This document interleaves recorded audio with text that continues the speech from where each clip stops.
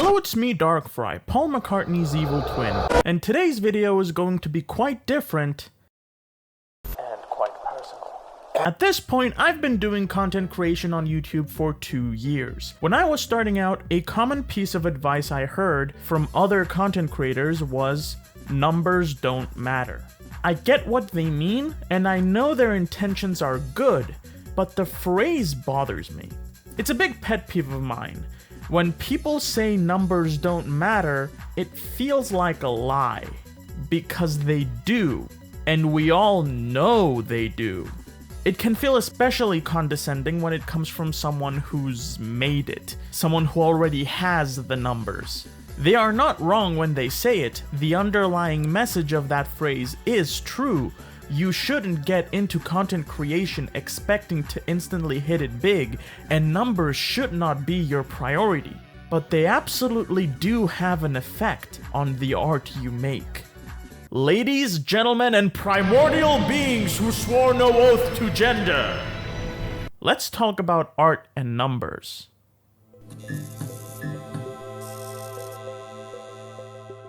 So, a disclaimer, I'll be using video essays in particular as examples because it's the kind of art that I make, but most of what I say can apply to any form of art posted on the internet. View counts and other forms of metrics affect how you see your own art. We've been tricked into assuming numbers are the only measure of success. When you see a video with millions of views, your first instinct will be to assume it's really good and has interesting things to say, warranting its high view count. When you upload something and not many people see it, your immediate reaction will probably be self-deprecating. You failed. What you made lacks whatever quality the other video has to be successful. Numbers undoubtedly offer a sense of validation for your art. However, they can also validate your insecurities. They can make you feel that you're not good enough, or question whether you're trying hard enough, and even invalidate the pride in your work. It's bullshit, of course. There's no truth to it. It's just your brain being an asshole. And even if you are aware of it, numbers also affect how other people see it too. A video with many views inherently seems more credible than a video with few views. In the realm of video essays especially, just the number of views a video has can determine how persuasive that video is. For example, take this video titled, Steven Universe, a bad show made by awful people for a garbage fanbase. Wow, that title is violent! But this video has 3 million views. Another video called Steven Universe is Garbage and Here's Why, not made by Hbomberguy, has 7.7 million views. Those two videos alone have more than 10 billion. Those two videos alone have more than 10 million views, and there's more just like them. I have never seen Steven Universe, and to my understanding it's a really beloved show, yet just seeing these videos in my recommendations with so many views might be enough to sway my opinion of it. If I actually watch one of these videos, I might just be persuaded, like I'm sure many of these 10 million people that saw one of these two videos were. Heck, maybe it would stop me from checking out the show myself. Maybe I'll even start shit-talking it when I see someone say that they like it. It's for a garbage fanbase after all. Again, I'm sorry, I'm just still not over this title. I'm pretty sure this counts as a hate crime. It's queerphobic. The influence of numbers doesn't end there. Take this scenario. In front of you there are two videos, one titled Steven Universe is Garbage and Here's Why, and the other titled Steven Universe Isn't Garbage and Here's Why. One has 7.7 million views and the other has 166,000. Which one of these are you more compelled to accept as more credible at a glance? They don't even have to be opposing viewpoints. Imagine you have two videos in front of you, and both of them are about why Steven Universe is the best thing they've ever seen. One of them has hundreds of thousands more views than the other. Assuming you just have this information and want to be better informed about why people love Steven Universe, which one are you more likely to click on? There is an illusion of meritocracy on the internet, the belief that anything that succeeded deserved it, and anything that fell short didn't. When you see an artist on Twitter with 200,000 followers and another with just a few hundred, most will instantly assume that the one with the big following must be more skilled. For most people, this sounds true, and it's a comforting thought. If all you have to do to succeed is create something deserving of success, that sounds great. It's just natural selection. You know who loves natural selection? Pepsi. When you pop open a Pepsi Max, enjoy maximum taste, zero sugar, but don't expect to get millions of likes with zero talent. Because that ain't real. You heard it here first, folks. If you don't get many likes on the internet, Pepsi thinks you fucking suck.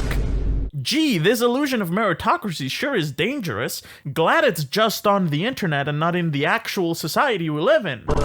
I'd justify my point, but I can already see the Musk fanboys tweeting at me from their overpriced exploding cars. This meritocracy is an illusion because of content creators' biggest fear. The algorithm.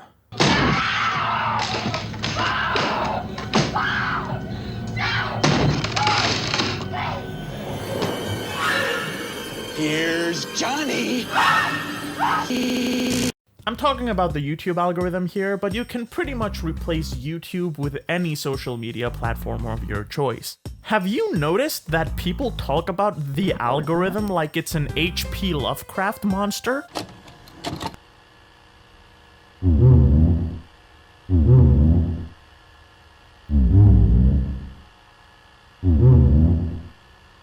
For good reason. It's an omnipotent and omnipresent force that no one understands, and everyone is at its mercy. It might as well be some sort of cosmic eldritch being. It truly is a man-made horror beyond our comprehension. Every creator is at the mercy of the algorithm. The algorithm gets to decide what lives and what dies, what languishes and what thrives. We all have to keep feeding this insatiable and mysterious beast and pray that we receive its blessing in return. The algorithm is what determines which art gets numbers and which doesn't. And there are 2 points that I want to bring up about it. 1. The algorithm is impossible to understand. The algorithm is incredibly complicated and opaque by design. We might have a vague idea of what metrics it uses, but overall, it's impossible to completely understand how it works. If you look up videos about how to grow on YouTube and game the algorithm, every single one of them will tell you to upload frequently and consistently. Some even go as far as to say weekly or 2 to 3 times a week. It is the biggest thing they tell you to do to please the algorithm. You have to be consistent and feed it constant content for you to grow. But, do you? Do you really? Citation needed, I guess? I can give plenty of examples to the contrary, starting with myself.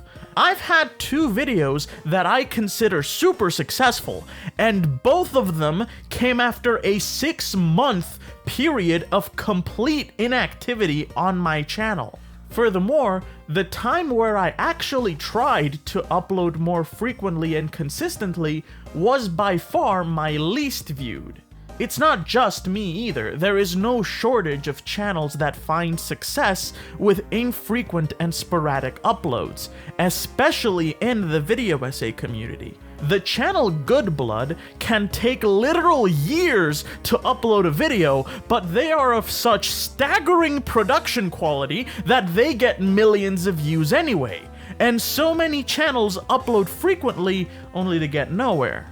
Of course, these may just be exceptions to the rule, But I'm seeing so many exceptions that I'm starting to question the rule. The algorithm has rules like the French language does. They are either non-existent or incredibly arbitrary and just exist to be broken if they do. Now, I am not saying that you shouldn't upload frequently. That's probably bad advice. What I am saying is that you don't have to. The YouTube algorithm has not been solved, and it never will be. Even its creators literally do not understand how it works because it's a self-training system. Also, the fact that no one really understands the YouTube algorithm is a good thing. If we did know exactly how the algorithm works, and a blueprint for surefire YouTube success did exist, that would suck. Everyone would just make the same thing in pursuit of success. There would be no uniqueness or variety. The mysterious nature of the algorithm allows for any form of art to have the potential of succeeding and being seen by a lot of people.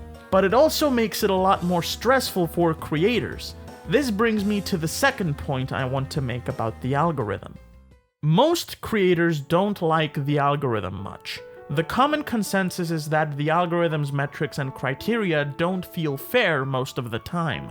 A lot of people feel that the algorithm is bad. But consider this. It is impossible to create a good YouTube algorithm. What do I mean? Well, even though we don't know exactly how it does it, the algorithm still functions to push some videos into getting lots of views and not others. If you were to try to make a good algorithm, one that is better than what we currently have, what criteria would it use to do it? I believe it's pretty well known by now that art cannot have objective value, so no matter what metrics an algorithm uses to decide which piece of art deserves to be seen, will be wrong and incomplete. The algorithm's very existence is flawed, but we're stuck with it because social media platforms need a way to distribute the content uploaded to them, so it's a necessary evil, and it won't go away.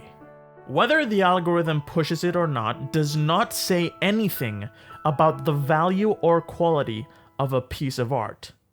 The value of a piece of art does not depend on if someone sees it or not. I am a huge advocate for creating art just for the sake of creating and the enjoyment of the process. Not everything has to be uploaded to the internet just for some algorithm to shit it out. I myself have written stories that will never be read. I have made games no one will play. I have drawn images that no one will see. I made a drawing of Guilty Gear Strive's Ramlethal's feet, and I will never post it. No matter how many YouTube comments, Twitter DMs, or Patreon messages I get begging me for the Ramlethal feet drawing, I will never do it. I made that for me, and it's just as valuable to me as any of my videos. Most of my art, though, I want to share with people. I want my art to be seen, and my voice to be heard, and my expression to be expressed. It's not enough to just create for the sake of it. That's why I became a video essayist. That's why most people become content creators. We want an audience to witness our art. Growing an audience is incredibly hard nowadays, and with time it's only getting harder.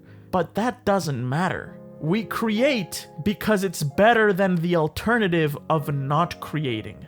And even if we are at the mercy of the soulless algorithm in regards to whether we blow up or not, we keep doing it.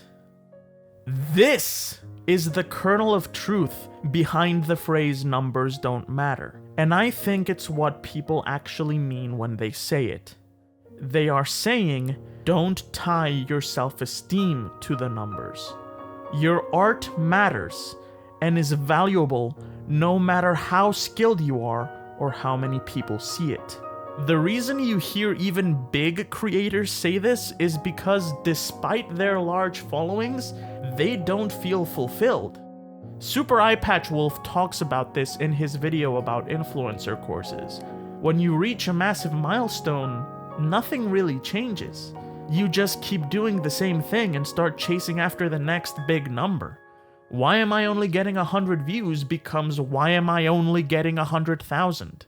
The numbers will never satisfy you, because that's how YouTube is designed to make you feel, and because, again, our brains are assholes. If you're an aspiring creator or artist watching this, right now you might be thinking something along the lines of, what's the point then? If your skills aren't actually reflected in the numbers you get on your art or vice versa, if everything is decided by some eldritch algorithm, and if you don't feel fulfilled even when you get a large audience, what's the point? See, I don't want to come off as being all doom and gloom about this. I do not want to discourage people from beginning their endeavors as artists on the internet. I'm just a little fucking guy. In fact, I want to do the opposite, because being a small content creator, a Little fucking guy kind of rules. I rarely see people talk about this, so it really needs to be said. Yes, most of us want to reach those high numbers, but being a small little bean has some real advantages to it. For one, there's a lot more freedom in being a small little content creating bean. It is absolutely true that if a creator has a large audience, the pressure they are under increases exponentially, both to satisfy the expectations of their fans and to pay their bills. On the other hand, a small little creature can make whatever it wants, whenever it wants. Every artist starts small and tries to find their audience and their footing within the community they chose, and that is when they have the most freedom to truly create whatever they want and go wild with experimentation. This is really good not just for the creator but for everyone, because this experimentation leads to weird and unique pieces of art that would not exist otherwise. For example, would a large channel that relies on their ad revenue to make a living make the pineapple video? Didn't think so. Another big reason being a small content creator rules are the other small content creators. When starting out any creative endeavor, it's easy to think of other artists as your competition, but they're not. They are your peers, your community, your colleagues. I've met so many amazing and talented people since I started doing YouTube. Growing on any platform has become almost entirely dependent on luck and the algorithm, so it's more important than ever for creators to lift each other up and help each other. If you're a regular viewer of my channel, then you've heard the voices of other creators in my videos, and you've likely heard mine in the videos of others. Even without the huge numbers, the sense of community and camaraderie with other creators can be super fun and fulfilling. Turns out that most people in artistic fields are really nice and just want to meet cool new people and make their art. And that you don't need to be big to talk with or work with them. You can just fucking ask. Aside from just being fun and awesome, it's the most reliable way to grow and get yourself out there that doesn't rely on the algorithm. Also, it will make your work a lot better. Even this script I'm reading from is being proofread by a bunch of wonderful people. Say hi, everyone. Hello. Hello, it's me, not Darkfire. Doc made me put this message here at gunpoint. Why are you writing in Comic Sans? When you're small, you feel much more connected to your audience, and getting new people in that audience is so exciting. It's the joy of being discovered, and these new people can come from the audiences of other content creators, either through collabs or shoutouts. My Dark Souls Easy Mode video is by far my most viewed, but only because it got a shoutout from Adam Millard, the architect of games, a channel with almost 400k subscribers. This is another example of the inherent credibility large channels have that I mentioned earlier, and how that can be used for good. I considered my Dark Souls video to be successful even before the shoutout. I am still incredibly proud of it, because the video speaks for itself. This is where quality and effort do get rewarded. The reason Adam Miller decided to shout out my video is because that video we as creators can't rely on the algorithm to recognize and appreciate the effort we put into our art, but we can rely on each other. We can lift each other up to heights that are impossible to reach just by relying on the favor of the algorithm. This shoutout brought a lot of new people to my channel and allowed them to experience what I have to offer, and a lot of them liked it and decided to stick around. It's great that we as creators can help each other like this, and I'm super grateful. Adam, I know you might be watching this, so thanks. That was super cool of you, and I wrote a song to say thank you. Oh, Adam,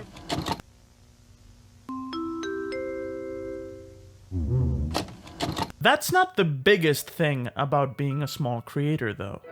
For me, the truly special thing is just the feeling of being seen at all. Here's something that may come as a surprise to you, but I genuinely mean it from the bottom of my heart and with zero exaggeration. Every single comment I get on any of my videos blows my fucking mind. Listen, I am proud of whatever I make regardless of who sees it, but I made the decision to post my videos on YouTube because I want people to see them. I don't know if I'm someone's favorite YouTuber. The chances are low, but not zero. After all, I rule. The cool thing is that I don't have to be. If my art can affect someone's life even a little bit, I can be satisfied knowing that. It's the entire reason I do this, and every YouTube comment I get is a reminder of that. You know, in every video, we as creators ask you, the viewer, to leave a comment, smash the like and subscribe buttons, and hit that bell, because if we don't, the YouTube algorithm will apparently murder us, being the inscrutable eldritch beast that it is. Out of all of those, commenting takes quite a bit of effort by comparison. You have to scroll down to the comment section, click on the box, and then actually formulate your thoughts into words, which as it turns out is really fucking hard, and then post the comment. Basically, whether the comment is negative or positive, every comment is someone who was affected by my video in some way. Affected enough that they went to the effort of posting that comment. And that blows my mind. And it's not just that. There are people who support me on Patreon. Here are their names with special shout out to Emsty Nima and Seth Zard. Yeah, this isn't the huge list that you see scroll endlessly through the credits in much bigger channels. It may not seem like much, but these are all people that I affected with my art so much that they decided to support it financially with their money. I don't know how to describe the feeling I have when I get a comment, let alone a really positive and nice comment, or a new patron. But I do know that it's a large part of the reason I started doing this in the first place, and I don't want to lose it. The thought of me growing big enough that I become numb to this feeling terrifies me. And I think that this is at the core of why the phrase "numbers don't matter" bothers me so much. It ignores what the numbers actually represent. The trap most small content creators fall into is to compare themselves with others who have bigger numbers, which causes them to undervalue their art and underestimate their growth. To demonstrate, I'll use myself as an example.